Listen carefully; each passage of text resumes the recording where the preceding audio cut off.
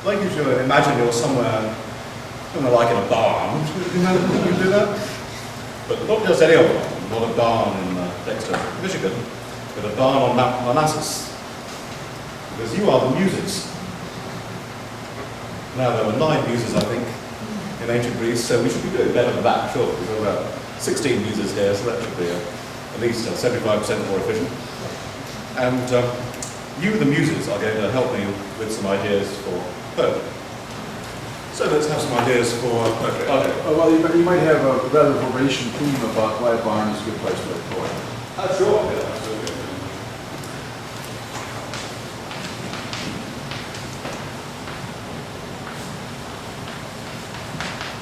Okay, so yes, and Julia's going to be kind enough to write down all these ideas. So I'll be rubbing them off the board once we've chosen our first topic. But there, we'll keep over these ideas. Heat. Yeah. Okay. Yeah, sure.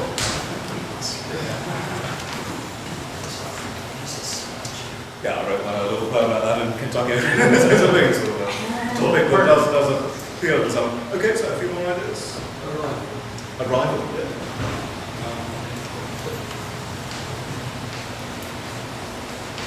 Okay.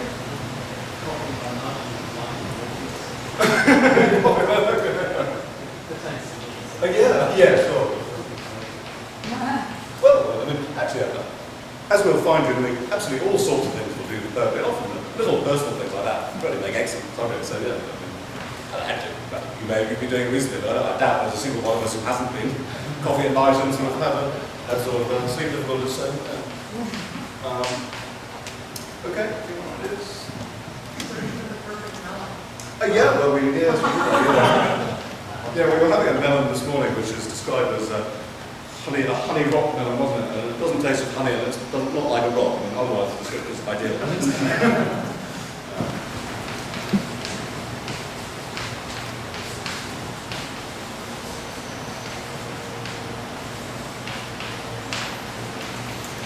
Okay, one or two more. Okay. Well, there's a nice tree out here, elm, I think, almost. There's a pocket of tent caterpillars on the very edge of it, and the ADOX sense of the tent caterpillars, because they can strip a whole tree. Oh, right, yeah, well, that's it. That's very interesting. I mean, I think all of these we'll keep a note of them, and we'll maybe pursue some of them over the week, even if we don't know who's hosting this.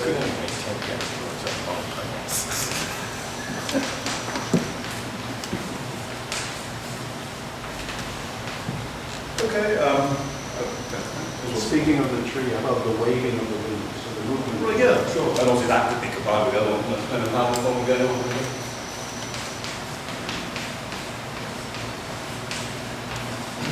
Okay, here's one you can through. Well, one more spot on the board. Fun idea for somebody? Outhouse. Better not be too rude about it.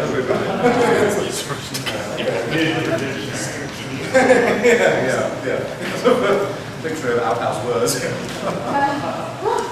Okay, well, given that we are in a democracy, well, I'm from one of the world's old democracies, and you're living in one of those, so we're pretty democratic about this around here. Okay, so let's stick up your hand if you like the idea. What about the first idea of barns, the venue? Okay, I'll have to count these hands, so 7, 8, 9, 10, 11, that's pretty common. Okay, the score of your preferred option if you like. And obviously we'll add loads of other ideas as we go along. Now, a poem has to have a point, so what are we going to say about the barns of Birmingham venue? I think we now need to think about things to say, points to make, and words to start off doing them. Now, do we have a volunteer as a checker of dictionaries and you've got an electronic version? Oh, wonderful, okay. And obviously we've got physical dictionaries, so when we're not, both when we run out of ideas as to what word to use, and particularly, I presume it does have constants. Yes. Yeah, great. Okay, when we need to check the constants, we will ask and do so.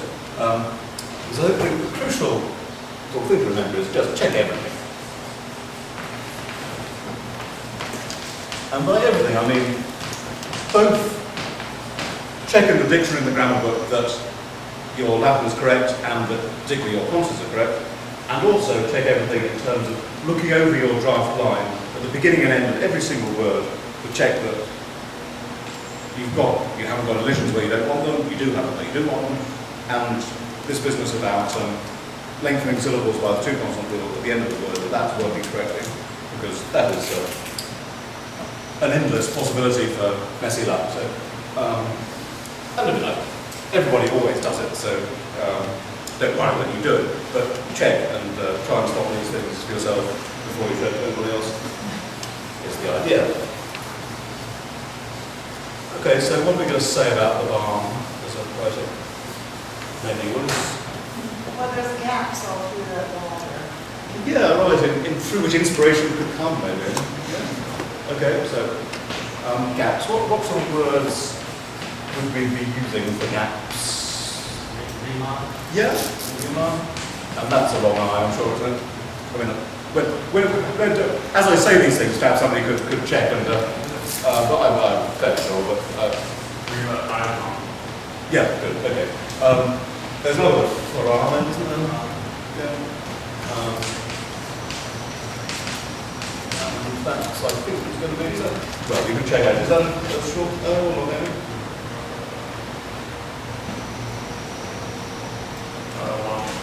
Long O. Short O, long O. Okay, well, that probably do the word for gaps. So we might talk about gaps. Other things we want to talk about pretty tall, isn't it? Lots of space. Open the doors. Smell. Kind of woody smell. Oh, yeah, so it's obviously, yeah, wood. Yeah, we have some nice words for smell, can't we? Odour. Anything about its particular poetic appropriateness? Place where animals are born and brought up. Yeah, I guess so, okay. So, animals and verse are born. It's Horium neuter, is it? Corium is Yeah, okay. And well, there is only one way we can, if we want to use Horium, there's only one way it's going to fit in a dactylic examiner. Don't forget, of course, the elision of words ending in M. And a word like that, either it divides or it's followed by a consonant.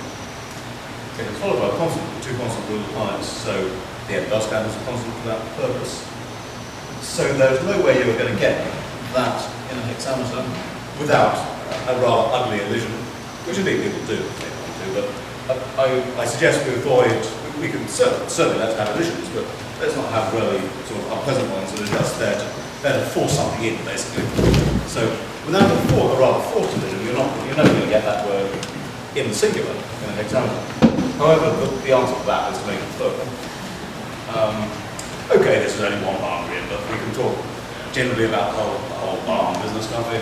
Or we can use plural for singular. So if we want to use Horium, then Horium plural, I think is the answer. I suppose we could use this flaming Havel's word, Granarium, was it? So just for purposes of checking out content, obviously IUM the same is going to apply, so that word is obviously only viable for us in the plural. And the aria ending is, Is the UM ending long or short? by nature it's short, but in practice you can never have it short because it's got to be followed by something. It could be followed by a word that starts with vowel. Then it divides. Oh, yes. So it's sort of those catch-22s. Yeah, yeah. In theory it's short, you're never going to see it short in its natural environment. It's like one of these, I don't know what, it's yeah, exactly. It's a dangerous species that you can only have in captivity. Okay, so those are our words. So you've got to therefore construct a basic sentence saying something like what we want to say, without either in the nominative or in the accusative. So, what are we going to say then in the first line? So we've chosen a subject or an object, if you like. We've got a word for gaps, if maybe we do want to start talking about gaps. What verbs would make sense? Hold, present, keep, Private is certainly a good word, yeah, so, private, for example, if you want to. Yeah, that's a good word. Any others that particularly spring to your minds? Off-air? Sorry? Off-air? Oh, yeah, sure. Yeah. Sorry? Oh, sure, oh, absolutely. And I mean, there's a useful word, isn't it? A monosyllable that's not just a filler, I mean, it's a monosyllable that means something. So yes, we may well find that quite useful. Yeah. Okay, well obviously in terms of scansion, there's no choice as to how those words scan. And they're all easy to fit in. The practical difference between private and off-air, of course, is that off-air starts with a vowel, and that if it becomes convenient, that would be great. If it becomes inconvenient, then one might wish to use the other one. If, for example, I do suggest starting thinking about the end of the line. So if you aren't starting thinking about these words we've already got at the end of the line, well, an obvious issue is those words will naturally go in the fifth foot, and those will naturally go in the sixth foot. Off-air is not going to do very well if you've got a vowel preceding it and you don't want to rely it. So, for example, Horia or the others, plus off-air at the end is not going to work because it will rely it. But all of those plus private, no problem. So, for example, for the sake of argument, well, let's consider an possible ending. Horia private. That would fill up the fifth and sixth foot very nicely. So what do they, I don't, by the way, they show, well, are we still thinking of cracks that they show? Sorry? Yeah, sure, yeah. Well, I can think of a fairly neat way to get the second half of the line actually out of what we've already got.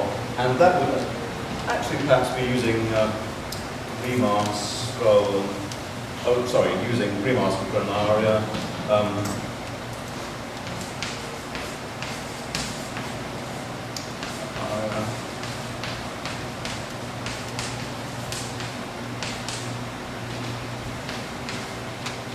I'm always thinking in terms of the size of the gaps we've got to fill. So with Horia private at the end, if we want to use Remarks for the object, we've then got a monosyllabic gap, which isn't necessarily a problem, but I mean, what are we going to stick in that gap then? If we want it in the second half. So with that version, Remarks.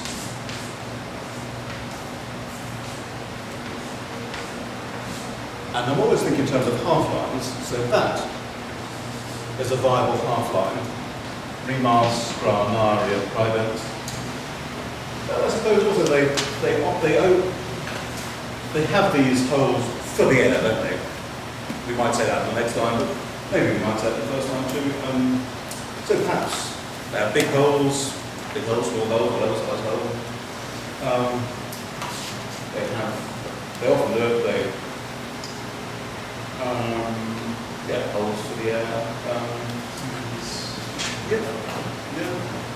Yeah, sure. Exactly, yeah, excellent, yeah. Yeah, so if we make it agree with Remarks, features are obviously, and those are short, aren't they? Yeah, and that, well, of course, is long by nature. Of course, also long by position, two consonants, but we're not bothering about the position when it's long by nature. So yeah, that's an excellent suggestion. Yeah. Fits very nicely. So we're now thinking about how we're filling up the first half line. Maybe for convenience, I might